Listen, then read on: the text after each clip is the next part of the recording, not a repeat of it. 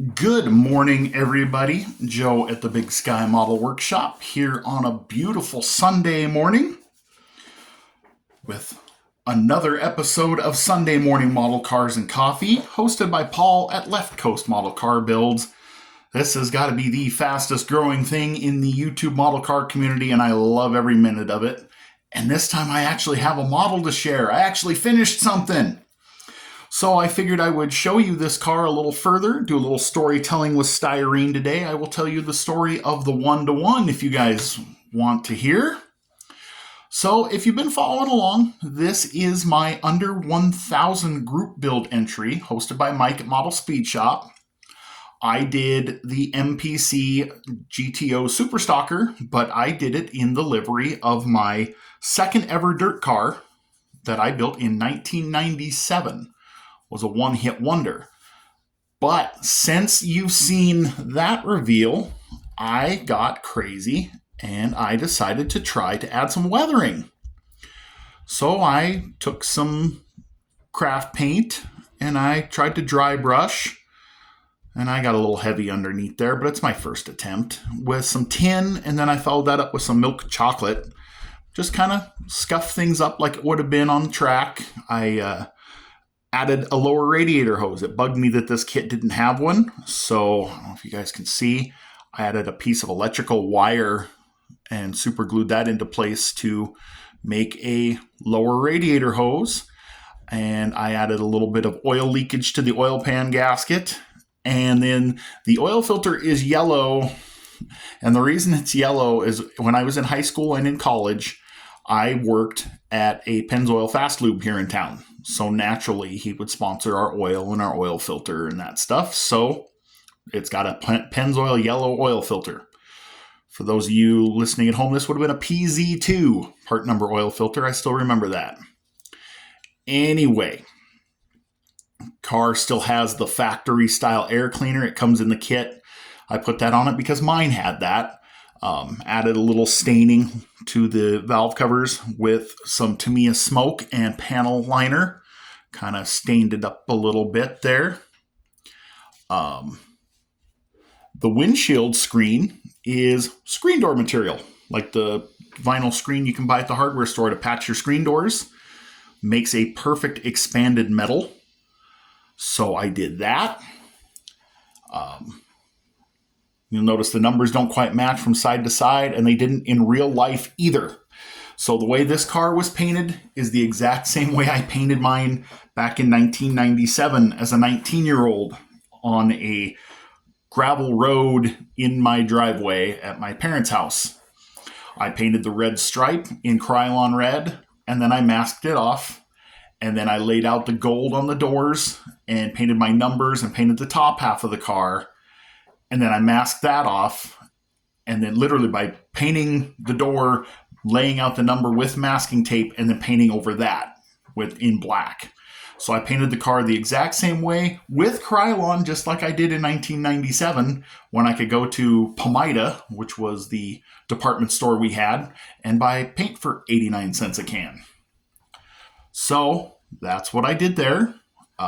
Interior is box stock. The rest of the kit, for the most part, is box stock, just because that was the closest I could get. The wheels on my car in real life were black, but I thought these looked pretty good being done in gold. So Bump and Run, for those of you guys who haven't followed along some of my older videos, we run a car that's very similar to an old bomber or circle track car, street stock or whatever. But we run on it was a half-mile course. It's a little shorter now, with a right-hander and some lefts and mud and jumps. That's right. And our early years, our cars were crude. We didn't have racing harnesses. We didn't always have window nets. We built roll bars out of things like swing set tubing and pickup truck roll bars and bedposts. There was a Dodge Charger that used to race that used a big brass headboard. We didn't require a full roll cage. We just required kickers front and back. It was pretty crude. It's amazing none of us got hurt. Of course, back in those days, we were only going about 45 miles an hour, which still doesn't make it okay. We're doing probably close to double that nowadays, and we require full roll cages, fire suits, the whole shebang. But I digress. I want to tell you the story of this car. It was a one-hit wonder, and I kind of regret not fixing it. So here we go. It's 1997. I'm 19 years old, and I am home for the summer from Votech. I had sold the car I had run the year prior because I needed some extra cash in my pocket when I left, and I figured I would build something else anyway, and I will build that car someday. So I bought this car when I came home. It had been run the year prior. I bought it for $100 and brought it home and threw a set of points at it and some valve cover gaskets and got it running decently and painted it. And that's about as far as we got. Now, that car back then had a ridiculous rake in it. I remember it as a street car. It was gold with a teal hood, like an aqua hood. And they had put like some ridiculous coilover shocks in the back, and I don't know what they did to the front because for the life of us we could never level the car out, but it sat tail high. I mean 70s jacked up in the air, tail high, even as a race car. Like the guy who had built it before me, he didn't fix it either. So I get it all out to the racetrack and I run my hot laps and I lock the motor up tight as a drum, Pontiac 350. And so there's a picture somewhere where the car is sitting over in lineup with my pickup parked up next to it with jumper cables and the car on life support, thinking that maybe it was just an electrical issue, not knowing any better. So the picture that's going to accompany us, the thumb that's going to accompany this, you're going to see 3 cars sitting in that picture. This Pontiac was sitting on the left. This is when it was ready to go to the wrecking yard. In the middle is a 73 Buick LeSabre. That is the car that replaced this that season. And the car to the far right was a Demolition Derby car. It's my first Demolition Derby car. It was a 73 Olds Cutlass. So the Buick came from a relative of mine, and he sold me the Buick and the car he ran the year prior, which was a 72 Catalina, for $150. The Catalina had the front bumper had gotten torn off, and the front suspension, the A-arms and everything were shot. So that car, we didn't go and fix them. We just built new ones because you could buy a car for $100. So I got the LeSabre running because he had run it and blown it up, and we just put another Buick engine in it.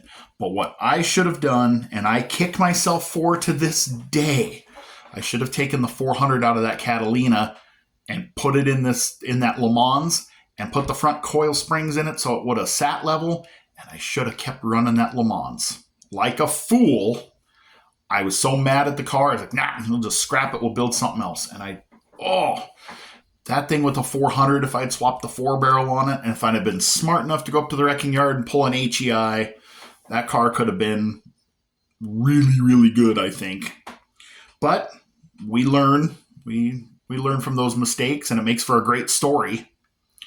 So I can remember it every time I see this on my shelf, which is pretty cool. So thank you guys for listening to my story, little storytelling with styrene on a Sunday morning. Hope you enjoyed the story. I hope you enjoyed the build. Oh, one other little cool thing I wanted to show you guys. On the doors, you see on the door seam right there, I did that with super glue to make it look like where the doors were welded. So if you're ever trying to duplicate that, I think it looks pretty cool. It looks about right. Like, if you tried to booger weld a door shut, how it would burn all the factory paint that was still around because you wouldn't grind it all the way far the way back like you should. It'd get hot and bubble the stock paint, and then we would just rattle can over the top of it. So little trick there I tried that I'll use again if I build like a Demolition Derby car or something. Hope that's useful to somebody. Anyway, I'll quit rambling. I'm going to go catch up on everybody else's Sunday morning model cars and coffee. And when I get done, I'm going to go build something. I hope you guys have a great Sunday. Enjoy the videos. Go build something if you get a chance. And I'll catch you later.